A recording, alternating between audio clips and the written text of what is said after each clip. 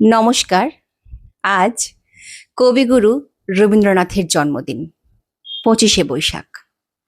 আপামর বাঙালির কাছে এই দিনটি অত্যন্ত আবেগপূর্ণ দিন।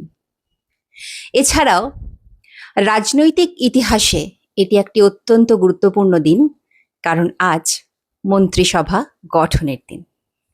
আজকের দিনে আমরা মা মেয়ে রবীন্দ্রনাথের একটি ছড়া পরিবেশন করব।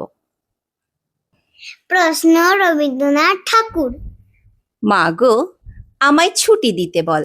সকাল থেকে পড়েছি যে মেলা, এখন আমি তোমার ঘরে বসে করব শুধু পড়া পড়া খেলা। তুমি বলছো দুপুর এখন সবে, না হয় যেন সত্যি হলো তাই। একদিনও কি দুপুর বেলা হলে বিকেল হলো মনে করতে নাই। আমি তো বেশ ভাবতে পারি মনে, সূর্য ডুবে গেছে মাঠের শেষে। বাগদি বুড়ি চুব্বে ভরে নিয়ে শাক তুলেছে পুকুর ধারে এসে। আধার হলো মাদার গাছের তলা, কালি হয়ে এলো দিঘির জল। হাটের থেকে সবাই এলো ফিরে, মাঠের থেকে এলো চাষির দল। মনে কর না উঠলো সাঁঝের তারা।